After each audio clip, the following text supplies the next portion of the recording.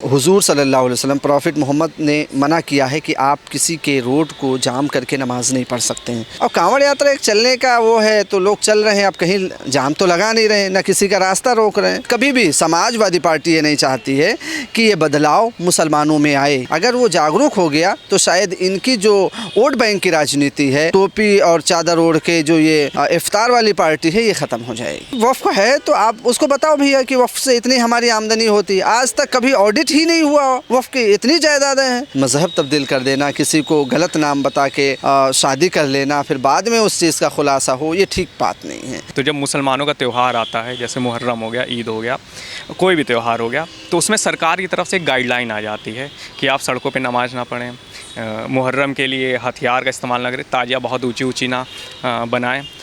लेकिन अभी सावन आने वाला है, तो इसको लेकर भी काफ़ी आपत्ति जता रहे हैं कुछ मुस्लिम नेता हैं। वो कह रहे हैं कि जो कांवड़ यात्रा है सड़कों पे ना करें।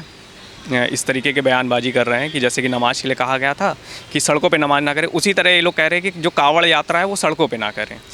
देखिए, इसमें सबसे बड़ी बात यह है कि जो नमाज होती है, भले ही 5 मिनट हो, 10 मिनट हो, 20 मिनट हो, आधा घंटे हो, आप हुजूर सल्लल्लाहु अलैहि वसल्लम प्रॉफिट मोहम्मद ने मना किया है कि आप किसी के रोड को जाम करके नमाज नहीं पढ़ सकते हैं। उसके लिए मस्जिद हैं, इबादत गाहें हैं, बड़ी बड़ी जगह हैं, आप नमाज़ पढ़ सकते हैं। एक चीज़। दूसरा, जो कांवड़ यात्रा जाती है तो वो एक चलते रहने वाला है मसला, मतलब किसी का रास्ता नहीं रोकने का है। लोग चल रहे हैं, किनारे किनारे जा रहे हैं, उनकी अपनी आस्था है, तो जाहिर सी बात है। अब आप रोड पे भी चलने नहीं देंगे क्या? तो ये तो कोई बात नहीं हुई, खैर। लेकिन हाँ, रोड पे नमाज़ पढ़ने को ही मना है शरीयत में, आप पढ़ ही नहीं सकते हैं। तो ज़बरदस्ती आप कहीं भी पढ़ लें, विवादित जगह नहीं पढ़ सकते हैं आप। अगर वो ज़मीन विवादित है तो आप नहीं पढ़ सकते। किसी की ज़मीन है तो आपको उसे इजाज़त लेके नमाज़ पढ़ना होगा। और कांवड़ यात्रा एक चलने का वो है, तो लोग चल रहे हैं, आप कहीं जाम तो लगा नहीं रहे, ना किसी का रास्ता रोक रहे हैं, तो क्या ही कह सकते हैं। विपक्ष के लोग ये कहते हैं ना कि 2 तरीके का कानून है, हिंदू के लिए अलग है, मुसलमान के लिए अलग है। तो क्या रोड पे भी चलने नहीं देंगे क्या? ये तो जाहिर सी बात है। अब लोग रोड पे चल रहे हैं, लोग रोडों पे तो गाड़ियाँ नहीं चलेंगी तो क्या चलेगा? लोग नहीं चलेंगे तो कौन चलेगा? रोड इसलिए बने, लेकिन रोड पे नमाज़ पढ़ना ये दुरुस्त नहीं है। बाकी जो सरकार है अल्पसंख्यकों के लिए काम कर रही है कुछ ना कुछ। हमने आपको बहुत सारी चीज़ें गिनाई। 2 करोड़ से ज़्यादा मुसलमान आज राशन पा रहे हैं। 46 लाख मुसलमानों को मकान मिले हैं। तो बहुत सारे काम हैं ऐसे। 51 से ज़्यादा बच्चे IAS पास हुए हैं। सरकार का योगदान है इनमें। मानना पड़ेगा लोगों को, जागरूक होना पड़ेगा लोगों को, भेदभाव को छोड़ के आगे बढ़ना होगा। आज मदरसों में मॉडर्नाइजेशन की वजह से लोग computer science, computer, Hindi, English सब पढ़ रहे हैं। कल तक मौलाना बनते थे, आज लोग वहाँ डॉक्टर भी बन रहे हैं, इंजीनियर भी बन रहे हैं। तो मतलब कि मौजूदा सरकार में, बीजेपी की सरकार में, मुसलमानों को असुरक्षित महसूस करने की ज़रूरत नहीं है। कोई असुरक्षित नहीं है।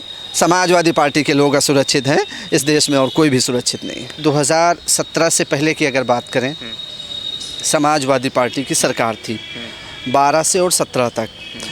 उनमें उसने जो वादे किए, मुसलमानों को रोज़गार देने की, मुसलमानों को एजुकेशन में मतलब उनको आरक्षण देने की, कि हम 9%, 10% आरक्षण देंगे मुसलमानों को, उनको रोज़गार देंगे। लेकिन जब उनकी सरकार 2012 में बनी तो वो वादे सब भूल गए। उन्होंने काम क्या किया? दंगा कराने का काम किया। उन्होंने जगह जगह जो है माफिया बनाने का काम किया। उनकी पार्टी खुद माफियागिरी की तौर पे चलती है। लेकिन जब 2017 में भारतीय जनता पार्टी की सरकार आई तो उसने मुसलमानों से कोई वादा नहीं किया। लेकिन अगर हम पूरे प्रदेश में एक नज़र दौड़ाएंगे तो सरकारी योजनाओं पे बात करेंगे तो सबसे ज़्यादा मुसलमानों को लाभ मिला। अगर 46 लाख मकान मुसलमानों को मिले तो प्रदेश भर में, तो सबसे ज़्यादा अधिक है उनके लिए। तो मुसलमानों, आप चले जाइए, हम अपने गांव जाते हैं, देखते हैं 200-250 मुसलमानों के मकान जो हैं सरकारी आवास योजना के तहत मिले हुए हैं उनको। शहर में आएंगे तो PM आवास मिला हुआ है लोगों को। अगर हम बिजली की बात करें तो गैस कनेक्शन है या बिजली कनेक्शन है, लोगों को फ्री में मिले। और उनमें सबसे ज़्यादा हकदार मुसलमान हुआ, अल्पसंख्यक हुआ, चाहे वो सिख हो, ईसाई हो, जैन हो, बौद्ध हो, मुस्लिम हो। लेकिन क्योंकि मुसलमानों की आबादी ज़्यादा है इसलिए उनका जो ग्राफ है वो ज़्यादा आ जाता है। और जाहिर सी बात है अगर रोड बनती है तो हिंदू भी चलता है और मुसलमान भी चलता है, कहीं भेदभाव नहीं है। लेकिन भेदभाव इन समाजवादी पार्टी के लोगों ने किया, इन कांग्रेस वालों ने किया। न उनको एजुकेशन की तरफ बढ़ाया, न उनको अच्छा रोज़गार दे पाए, न उनको अच्छी तालीम दे पाए, बल्कि उनको गुंडा और माफिया की तरफ बढ़ाया। लेकिन जब भारतीय जनता पार्टी आई तो आज आप देखेंगे कि मदरसे में भी मॉडर्नाइजेशन हो गया, लोग हिंदी, इंग्लिश, कंप्यूटर साइंस पढ़ रहे हैं, तो उसका बदलाव आपको सामने दिख रहा है। लेकिन जैसे कि भारतीय जनता पार्टी की जो एक छवि है वो एक एंटी मुस्लिम की तरह है, इस पर आप क्या कहेंगे? एंटी मुस्लिम काम हुआ बताइए। जिन लोगों ने एंटी मुस्लिम बनाने का काम किया वो हैं अखिलेश यादव जी। जिन्होंने एंटी मुस्लिम बनाने का काम किया, भाजपा को डरा के धमका के दूर रखने का काम किया, वो हैं राहुल गांधी जी। इन लोगों का काम है कि भाजपा आएगी आपको खा लेगी, भाजपा आएगी आपको भगा देगी। 2017 और 2014 से अगर हम इधर बात करें तो भाजपा ने न किसी को भगाया है, न किसी को डराया है, न किसी को धमकाया, बल्कि सशक्त किया है, मजबूत किया है। और अब देखेंगे लोग IAS, IPS और PCS भी बन रहे हैं, लोग डॉक्टर, इंजीनियर भी बन रहे हैं। तो जाहिर सी बात है ये बदलाव है। और कभी भी समाजवादी पार्टी ये नहीं चाहती है कि ये बदलाव मुसलमानों में आए, ये बदलाव अल्पसंख्यक में आए। अगर वो जागरूक हो गया तो शायद इनकी जो वोट बैंक की राजनीति है, जो ये टोपी और चादर ओढ़ के जो ये इफ्तार वाली पार्टी है, ये ख़त्म हो जाएगी। तो क्यों ये लोग कहते हैं कि मतलब कि मुसलमानों को भारत में 2ym दर्जे का नागरिक बना दिया गया है? कौन बोल रहा है? वो वैसे ही बोलते हैं, अखिलेश यादव भी बोलते हैं। उनका काम ही है 2M बनाना। और जब देश आज़ाद हुआ और आज तक 2012 तक अगर एक ग्राफ उठा के देखें तो उस वक्त जो मुसलमानों की जॉब में एम्प्लॉयमेंट थी वो 18% थी। लेकिन 2012 तक जब आते आते बची तो वो 1% 0 पॉइंट पे आ गई और आज वो 1.5% पे बढ़ी। तो हमने 2M दर्जा नहीं बनाया, हमने तो मुसलमानों का उत्थान किया है। लेकिन अब ये चीज़ समाजवादियों के जहन में नहीं आ रही है। इसलिए नहीं आएगी क्योंकि उनको गुंडा माफिया बनाना है, उनको जो है रोज़गार से दूर रखना है मुसलमानों को उनको एजुकेशन नहीं देना अच्छी। आज अगर एजुकेशन मिल रही तो ये जानते हैं कि जिस दिन मुसलमान जागरूक हो गया उस दिन हमारी वोट बैंक की राजनीति ख़त्म हो जाएगी। नहीं, जैसे कि आपने कहा कि जो सरकार है वो मुसलमानों का उत्थान कर रही है, तो ये कैसा उत्थान कर रही है कि मतलब कि कभी ट्रिपल तलाक पे बिल ले आती है, कभी वक्फ बोर्ड बिल ले आती है। इस पर जितने मौलाना हैं, जो मुस्लिम नेता हैं, उनको भी आपत्ति होती है कि जो सरकार है वो हमारे शरीयत में दखल दे रही है। ट्रिपल तलाक का जो कानून बना वो हमारे शरीयत के हिसाब से है। कुरान और हदीस में कहीं भी नहीं है कि आप किसी को एक बार में 3 तलाक बोल दो और उसकी ज़िंदगी को उजाड़ दो। एक बात जो प्राविधान है कि आप 3 महीने में तलाक दो, तो उससे तो हटके नहीं है। अब एक बार में किसी को तलाक दे देना, लोग बैठे हुए हैं सऊदी में और तलाक दे रहे हैं हिंदुस्तान में, ईमेल के ज़रिए, व्हाट्सएप के ज़रिए, फ़ोन के ज़रिए।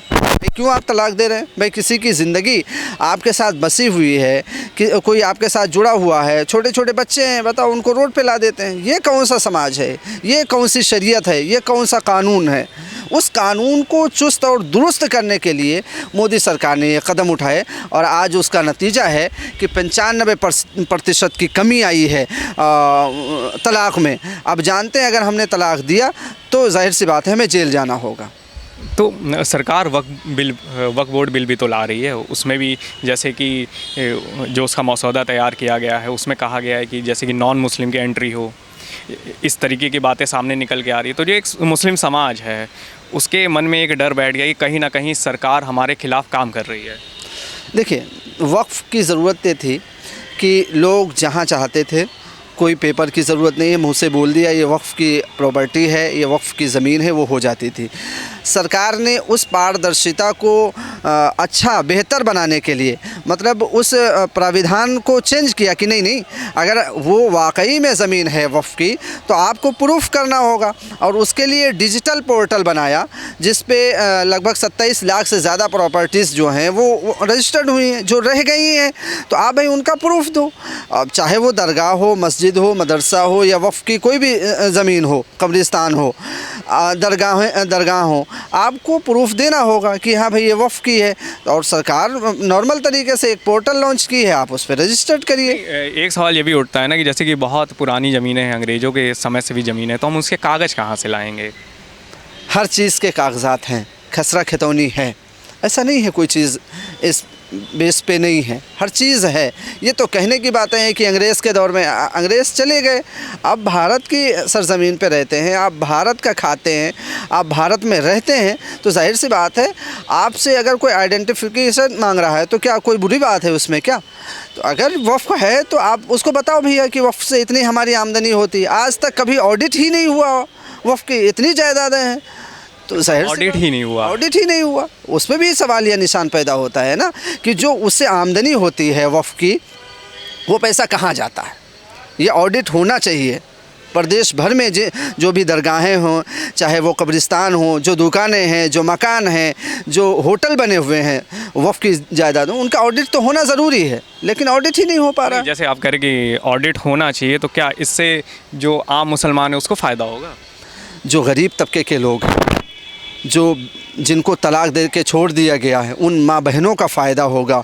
जाहिर सी बात है जब ऑडिट होगा तो उससे जो करप्शन है वो रुकेगा, पारदर्शिता आएगी, तो उससे कॉलेज भी बनेंगे, उससे शादी घर भी बनेंगे, उससे हॉस्पिटल भी बनेंगे। जब ये सुविधाएं बढ़ेंगी तो जाहिर सी बात है एक सकारात्मक सोच भी लोगों के अंदर पैदा होगी। कुछ इन्फ्लुएंसर हैं, वीडियो बना रहे हैं, खासकर मुस्लिम इन्फ्लुएंसर हैं, वो कह रहे हैं कि मतलब कि अगर आप लखनऊ में अगर आप घर ढूंढेंगे तो मुसलमानों को घर नहीं दिया जा रहा है। ज़मीनी हकीकत ये है कि जो मुस्लिम इन्फ्लुएंसर हैं वो घर से बाहर नहीं निकलना चाहते। घर में बैठ के वीडियो बनाना बहुत आसान है। लोगों के बीच में जब आप ज़मीन पर धरातल पे जाएंगे तो पता चलेगा कि आपका जो पड़ोस में रहने वाला बंदा है, जो व्यक्ति है, वो भी आपको नहीं जानता है। हर आदमी सोशल मीडिया पे ही, ये ज़रूरी नहीं है। जो गरीब तबका है वो सोशल मीडिया पे ही, ये ज़रूरी नहीं है। तो घर में बैठकर तरह तरह की बातें कर लेना ये बहुत आसान सा है। अखिलेश यादव जी बैठ के घर में ट्वीट कर लेते हैं, बहुत आसान है, लेकिन जब बाहर निकलेंगे तो पता चलेगा कि ज़मीनी हकीकत क्या है। नहीं, तो उनका ये भी आरोप है ना कि जैसे कि हिंदुत्व की जो राजनीति बीजेपी कर रही है उसकी वजह से जो समाज में है वो जहर घुल गया है, जो हिंदू मुस्लिम का सौहार्द है वो ख़त्म हो गया एक तरीके से। ये जो लोग कहते हैं उनको समाज के बीच में जाना चाहिए, उनको देखना चाहिए, परखना चाहिए, फिर उस पर बात करना चाहिए। अगर कोई चीज़ गड़बड़ हुई है तो उसको चुस्त दुरुस्त करने की ज़िम्मेदारी समाज की है। सरकार हर चीज़ सही करे ये ठीक बात नहीं है, और घर में बैठ के बातें बना लेना बहुत आसान है। आप हिंदुत्व की बात कर सकते हैं, आप हिंदुत्व को गाली दे सकते हैं, आप हर तरीके। मैं कई बार वीडियो देखता हूँ कि लोग बहुत सारे मुस्लिम इन्फ्लुएंसर हैं जो गाली देते हैं और उनकी रीचें बहुत अच्छी जाती हैं, तो उसका क्या मतलब? आपकी कुरान ये कहता है लकुम दीनुकुम वलिय दीन, मतलब तुम्हारा दीन तुम्हारे लिए, और जिसका जो दीन है वो उस पर वो फॉलो करेगा। तो आप किसी का मजाक उड़ा के इन्फ्लुएंसर बन जाना, किसी का मजाक उड़ा के देश को गाली दे के आप इन्फ्लुएंसर बन रहे हैं, तो ये सबसे बेकार की बात है। एक सवाल ये भी उठता है कि जो बीजेपी सरकार है वो मुसलमानों को टारगेट कर रही है, एक आरोप लगा रही है कि जो मुस्लिम समाज है कहीं ना कहीं हिंदुओं को बहला फुसला के कन्वर्ट कर रहा है, लव जिहाद जैसे काम कर रहा है। देखिए, कोई किसी को बहला फुसला के नहीं करता है, ये खैर दुरुस्त है। दूसरा, कानून व्यवस्था अगर अच्छी होगी तो जाहिर सी बात है विकास के रास्ते खुलते हैं। जब कानून व्यवस्था जहाँ की भी अच्छी होगी, आज इस प्रदेश में लॉ एंड ऑर्डर बहुत अच्छा है, कानून व्यवस्था बहुत अच्छी है, तो लोग पढ़ रहे हैं। रात को 12-12 बजे लड़कियां बाहर निकल रही हैं और अपना रोज़गार भी कर रही हैं, कारोबार भी कर रही हैं। कुछ लोग जो है ज़ोमैटो में हैं, कुछ लोग स्विगी में हैं, तो कुछ पढ़ाई में, तो कुछ एजुकेशन में आगे बढ़ रही है, तो अच्छी बात है। लेकिन हम फिर वहीं आते हैं कि वो जहर नहीं घुलना चाहिए जो घुल रहा था। किसी को बहला फुसला के मज़हब तब्दील कर देना, किसी को गलत नाम बता के शादी कर लेना, फिर बाद में उस चीज़ का खुलासा हो, ये ठीक बात नहीं है। हाँ, अगर राज़ी है तो सरकार भी कहती है कि ठीक है, अगर राज़ी है, बालिग हैं, तो आज़ादी है उनके लिए, लेकिन अब इतनी भी आज़ादी नहीं किसी को बहला फुसला के गलत तरीके इस्तेमाल की। तो सरकार को ऐसे बिल लाने की ज़रूरत क्या पड़ गई, जैसे एंटी लव जिहाद? यूसीसी लाना चाहिए। यूसीसी इसलिए लाना चाहिए, यूनिफॉर्म सिविल कोड। एक देश है तो एक कानून होना चाहिए, एक देश है तो मानवीयता होनी चाहिए। जाहिर सी बात है, लोग अलग अलग धर्म के ज़रूर रहते हैं, अलग अलग उनकी अपनी प्रथाएं हैं, लेकिन जब यूनिफॉर्म सिविल कोड आ जाएगा, यूसीसी आ जाएगा, तो बहुत सारी चीज़ें हैं बहुत सारी चीज़ों का खात्मा हो जाएगा, बहुत सारी बुराइयों का खात्मा हो जाएगा। नहीं, जैसे आपने कहा कि यूनिफॉर्म सिविल कोड आना चाहिए, तो इस पर भी तो आपत्ति है। ओवैसी को भी आपत्ति है, समाजवादी पार्टी के जो नेता हैं अखिलेश यादव, उनको भी आपत्ति है, जो तमाम मौलाना हैं उनको भी आपत्ति है। वो कह रहे कि सीधे सीधे हमारे शरिया में दखल है, जो उनको आदेश दिया गया है, जो आपके नबी हैं उनकी जो टीचिंग्स है उनमें दखल है साफ साफ तरीके से। ये सब प्रोपगेंडा है, झूठ है। और रही बात अखिलेश यादव को ना कुरान की जानकारी है ना शरीयत की जानकारी है, और अगर इतने ही है तो भैया उनको कहीं जाके मदरसे में तालीम लेना चाहिए, फिर बोलना चाहिए। तो ना शरीयत में कोई प्राविधान ऐसा है कि यूनिफॉर्म सिविल कोड नहीं आना चाहिए। यूनिफॉर्म सिविल कोड का मतलब है एक देश एक कानून रहेगा। जाहिर सी बात है बहुत सारी बुराइयां हैं समाज में, वो ख़त्म हो जाएंगी और लोग आगे बढ़ेंगे। आज शिक्षा में लोग आगे बढ़ रहे हैं, रोज़गार में आगे बढ़ रहे हैं, और जाहिर सी बात है जब कानून व्यवस्था जहाँ अच्छी होती है वहाँ सब अच्छा होता है, और आज यहाँ का कानून व्यवस्था बहुत अच्छा है। नहीं, जैसे कि आपने कहा कि जो समाजवादी पार्टी के जो प्रमुख हैं अखिलेश यादव, उनको इस्लाम की जानकारी नहीं है इतनी, लेकिन ओवैसी को तो है, वो लॉयर भी हैं। फिर वो ऐसा क्यों कहते हैं कि मतलब कि जो यूनिफॉर्म सिविल कोड है वो सीधे सीधे शरीयत में दखल है, सरकार शरीयत में हस्तक्षेप कर रही है? देखिए, उनका काम है मुस्लिम तुष्टीकरण की राजनीति करना। खाली मुसलमानों की राजनीति करते हैं, वो खाली मुसलमानों की बात करते हैं। हर समाज की बात करना होगा आपको। तो जाहिर सी बात है वो कोई भी सरकार बिल लाएगी तो चाहे अखिलेश यादव हों या ओवैसी जी हों या राहुल गांधी, उनका काम ही है उसको खारिज करना, लोगों को गुमराह करना, लोगों को गुमराहियत की ओर ले जाना। ये इन तीनों नेताओं का काम है। और जिस दिन यूसीसी आ जाएगा तो इनकी जो वोट बैंक की राजनीति है वो ख़त्म हो जाएगी। तो वो तो कहते हैं ना, वो तो कह रहे हैं ना कि मतलब कि यूसीसी के जरिए कहीं ना कहीं मुसलमानों को दबाने की कोशिश करी जा रही है। यूसीसी तो एक बहाना है। देखिए, ज़रूरत है मुसलमानों को एजुकेशन में आगे बढ़ने की, ज़रूरत है मुसलमानों को जो आखिरी पायदान पे खड़ा है उसको आगे बढ़ाने। मोदी जी तो हमेशा पसमानदा मुसलमानों की बात करते हैं, उनके उत्थान की बात करते हैं। तो जो भी योजनाएं चल रही हैं उसमें आगे बढ़ चढ़कर मुसलमान हिस्सेदारी बन रहा है।